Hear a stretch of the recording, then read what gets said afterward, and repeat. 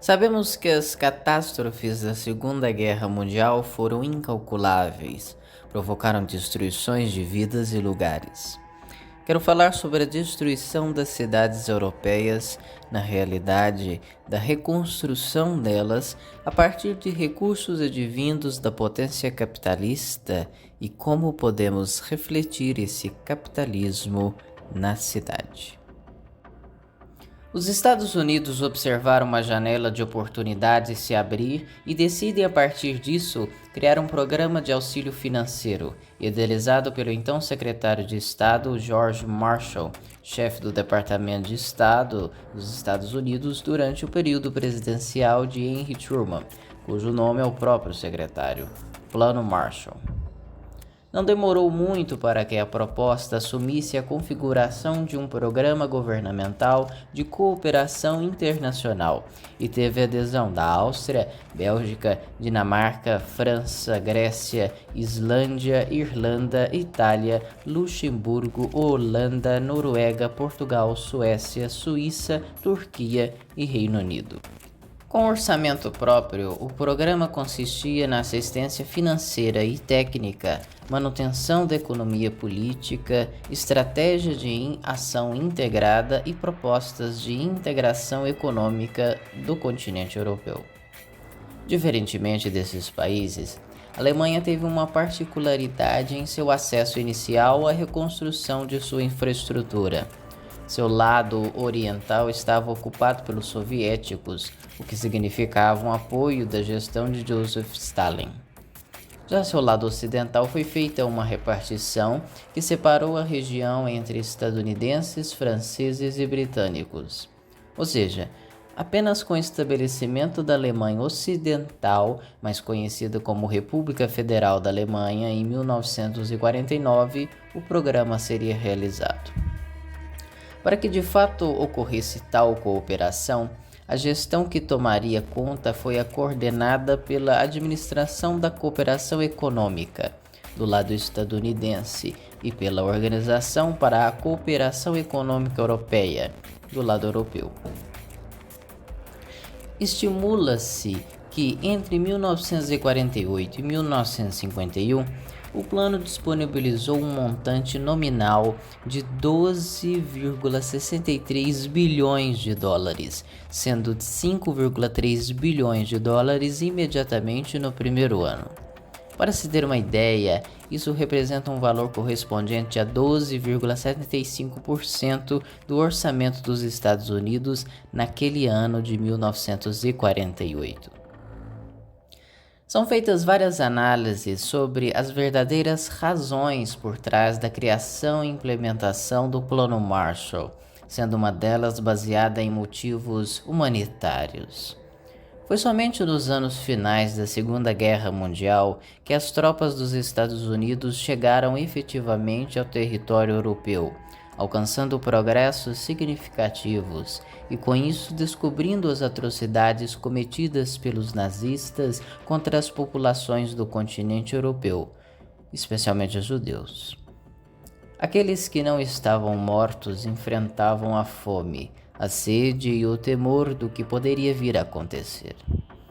Ademais, inúmeras pessoas viram suas moradias serem perdidas devido aos ataques aéreos que arrasaram diversas localidades. Veículos blindados também tiveram sua parcela de culpa referente aos edifícios completamente destruídos que deixaram incontáveis destroços espalhados pelas ruas. Atualmente sabemos que mesmo diante de imagens impactantes de pessoas famintas, esquálidas ou falecidas, assim como de cidades em ruínas, destroços espalhados e sangue derramado, as verdadeiras razões que levaram as autoridades dos Estados Unidos a apoiarem a reconstrução da Europa foram motivados por interesses geopolíticos. Na verdade, sabe-se que o plano foi executado sem maiores desentendimentos devido ao avanço soviético ao término da Segunda Guerra Mundial.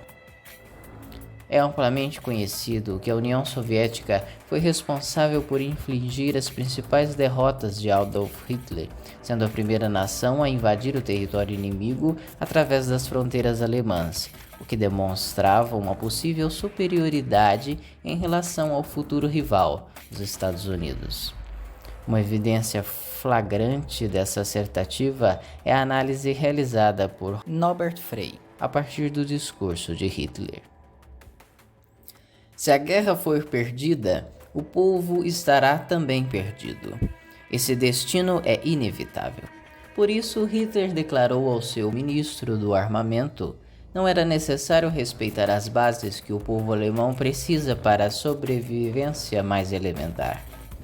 Antes, pelo contrário, em caso de emergência, seria melhor destruir tudo porque o povo se teria revelado mais fraco e, nesse caso, o futuro pertencia exclusivamente ao povo mais forte, ao povo do leste. Assim sendo, era preciso estabelecer um plano que assegurasse a presença dos Estados Unidos no continente europeu, com o intuito de conter a propagação ideológica do comunismo de Stalin, que já disseminava no leste da Europa. Foi aí que o Plano Marshall entrou em cena, não só para auxiliar na reconstrução da parte ocidental do continente, mas também para promover estabilidade política, social e econômica do sistema capitalista. Quando consideramos a Europa, imediatamente pensamos em cidades encantadoras, como Roma, Paris, Londres e outras. Elas representam a modernidade, urbanização e são ícones do capitalismo contemporâneo, tendo recebido todo o auxílio na reconstrução econômica e estrutural promovida pelo Plano Marshall. No século XIX, a concepção de cidade moderna que conhecemos hoje teve início no governo francês de Napoleão III. Para se consolidar no poder, ele resolveu a questão econômica por meio de um extenso investimento na infraestrutura, como a consolidação da rede ferroviária, construção de portos e ancoradouros e drenagem de pântanos. Para continuar com o projeto, designou Georges Eugène Haussmann para lidar com o problema no excesso de capital ocioso por meio da urbanização. Dessa maneira, alterou completamente a escala em que o processo era concebido, incorporando subúrbios e redesenhando toda a vizinhança, fazendo de Paris a cidade das luzes, como é reconhecida atualmente, sendo o principal centro comercial da Europa. Avançando agora para o período do pós-Segunda Guerra, é possível analisar a reestruturação dos países europeus graças ao Plano Marshall e a possibilidade de seu crescimento econômico. Durante um quarto de século, a inserção social por intermédio do trabalho assalariado, a criação de um ambiente monetário estável, subordinando as finanças às necessidades da indústria e a centralidade dos estados nacionais como reguladores da economia em geral e do capital privado em particular, asseguraram a expansão da acumulação capitalista. As estratégias adquiridas para a reconstrução dessas cidades foram pensadas a partir de alterações que resultaram em respostas momentâneas à crise, provocando transformações estruturais que adquiriram novas formas de desigualdade, formas que reconfiguram as antigas. Dessa forma, as mudanças passam a se basear no processo de reestruturação produtiva, ou seja, valorizam aqueles que adicionam ao fluxo do mercado e excluem as grandes massas, os trabalhadores. Karl Marx já teoriza isso no século XIX. A situação habitacional é fácil de entender. Qualquer observador desprevenido percebe que, quanto maior a centralização dos meios de produção, tanto maior o amontoamento correspondente de trabalhadores no mesmo espaço e, portanto, quanto mais rápida a acumulação capitalista, tanto mais miseráveis as habitações dos trabalhadores. Os melhoramentos urbanos que acompanham o progresso da riqueza, a demolição de quarteirões mal construídos, a construção de palácios para bancos, etc., o alargamento de ruas para o tráfego comercial e para as carruagens de luxo, o estabelecimento de linhas para os bondes, etc., desalojam, evidentemente, os pobres, expulsando-os para refúgios cada vez piores e mais abarrotados de gente. Numa análise rápida a partir da frase de Marx, é possível fazer as devidas semelhanças entre sua época e o tempo moderno. As construções de palácios passaram a ser os condomínios de luxo e sua exclusão quanto ao restante da sociedade. O alargamento de ruas para o tráfego passou de carruagens de luxo para carros de luxo.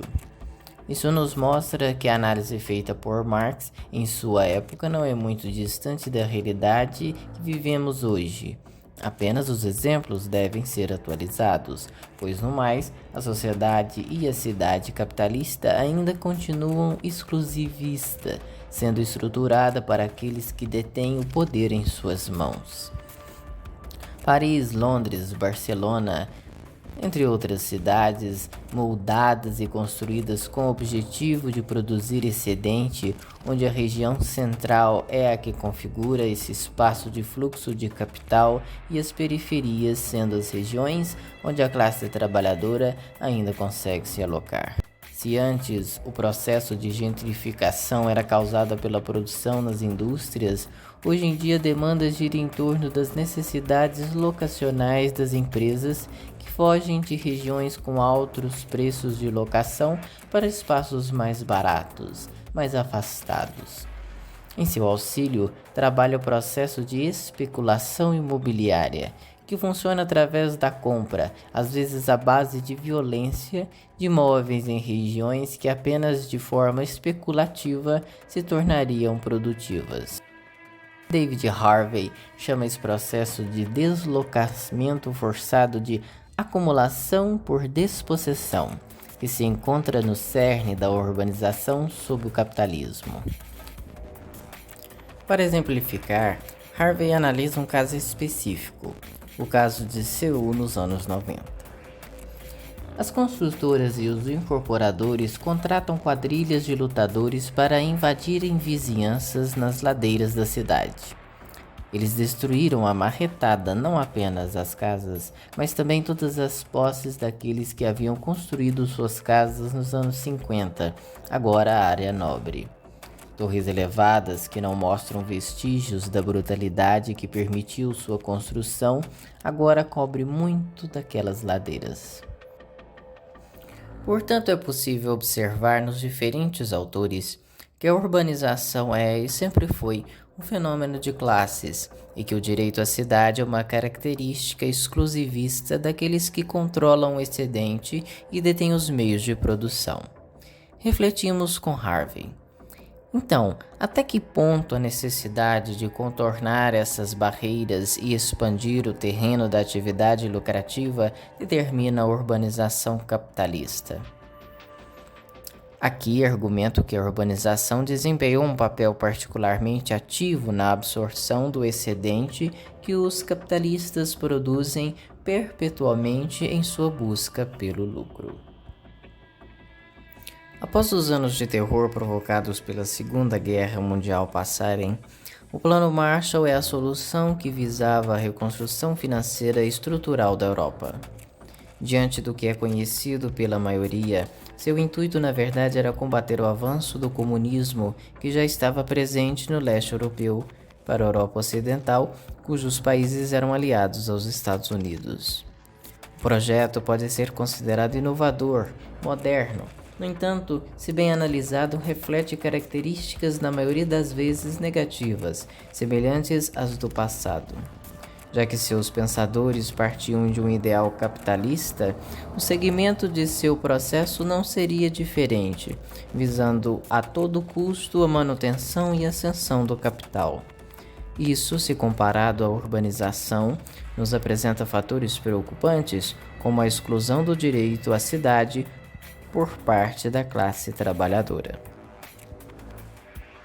O Plano Molotov, como é frequentemente referido, não se tratou de um plano formal como foi o Plano Marshall, mas sim um termo que descreve de forma genérica as políticas e esforços da União Soviética para a reconstrução das áreas sob sua influência na Europa do pós-guerra. O nome deriva de Vyacheslav Molotov, que era o ministro dos Negócios Estrangeiros da União Soviética na época e é frequentemente usado para constatar as iniciativas soviéticas com o Plano Marshall norte-americano. Este plano não era um plano formalizado ou uma política única, mas sim um conjunto de ações e políticas que visavam a reconstrução das nações da Europa Oriental que estiveram sob a esfera de influência soviética após o fim da Segunda Guerra Mundial. As principais características dessa série de políticas incluíam a centralização e controle estatal, que, diferentemente do Plano Marshall, incentivava a recuperação econômica através do fortalecimento de mercados livres. O Plano Molotov partia da nacionalização de indústrias e da implementação de economias planejadas centralmente. O foco na integração regional sob liderança soviética. Os países afetados foram incentivados ou induzidos a se integrar mais estreitamente com a União Soviética através de organizações como o Comecon, Conselho de Assistência Econômica Mútua, fundada em 1949, que visava promover a cooperação econômica entre os estados socialistas. Reparações de guerra e realocações de recursos, além de implementar amplas iniciativas de reparação de guerra, especialmente na Alemanha Oriental, a União Soviética frequentemente realocava recursos e maquinários como parte dos esforços de reparação e reconstrução. O alinhamento político e econômico aos princípios comunistas. A reconstrução também incluiu a instalação e consolidação de governos com orientação comunista, alinhados com Moscou, o que diferiu significativamente dos apoios políticos do Plano Marshall, de viés liberal capitalista. Embora, como já mencionado, não fosse um plano estruturado como o Plano Marshall, as políticas e práticas associadas à influência soviética mudaram significativamente as cidades do leste europeu. Os efeitos arquitetônicos na Europa Oriental sob a influência soviética foram dominados pelo estilo conhecido como socialista realista. Esse estilo enfatizava grandiosidade e um tipo de beleza austera que pretendia refletir os valores e ideais do socialismo. Exemplos notáveis incluem grandes conjuntos habitacionais, edifícios governamentais imponentes e monumentos que simbolizavam o poder do Estado. Há uma ênfase significativa na construção de habitações padronizadas e funcionais para atender rapidamente as necessidades de moradia da população crescente, resultando em grandes complexos de apartamentos que eram econômicos e rápidos de construir. As economias dos países do leste europeu foram rigorosamente controladas pelo Estado, com a nacionalização das indústrias e a implementação de planos econômicos centralizados. Isso limitava o desenvolvimento do setor privado e concentrava os recursos nas indústrias consideradas estratégicas para os objetivos nacionais ou soviéticos. Similarmente ao que ocorreu na União Soviética, houve um forte impulso para a industrialização, com a construção de grandes complexos industriais e a transformação de cidades em centros industriais. Isso também incentivou a migração do campo para as cidades, acelerando a urbanização. O regime soviético exercia controle rigoroso sobre a expressão cultural, promovendo a arte e a literatura que glorificava o socialismo e o comunismo, enquanto reprimia ou censurava formas de expressão consideradas incompatíveis com ideais comunistas. Foi promovida uma cultura de coletivismo e identidade comunal, muitas vezes em detrimento das identidades locais ou nacionais tradicionais, buscando criar uma homogeneidade cultural alinhada com os valores soviéticos. As políticas de urbanização e industrialização modificaram as paisagens demográficas, com o aumento da população urbana e uma redução relativa da população rural. Apesar das limitações econômicas e de liberdades individuais, houve avanços significativos em áreas como educação, saúde e serviços públicos, proporcionando uma certa melhoria nos padrões de vida urbana. Mas as pessoas frequentemente enfrentavam restrições de mobilidade, tanto dentro dos países como internacionalmente, limitando a migração e a troca cultural com outras nações. Esses efeitos demonstram a extensa influência da União Soviética nos diversos aspectos da vida urbana e nacional dos países da Europa Oriental, refletindo uma abordagem que era tanto ideológica quanto prática à reconstrução e ao desenvolvimento no período pós-guerra. Podemos perceber que ambos os planos tinham suas vantagens e defeitos nas cidades europeias em sua recuperação financeira e estrutural, seja de maneira excludente, ou limpa, ou totalitária, ou moderna, ou conjunta. As nuances possíveis de análise do direito à cidade, da arquitetura, do social, do econômico, do cultural, do ambiental são muitas, e se faz relevante um maior debate sobre as cidades, ontem, hoje e amanhã.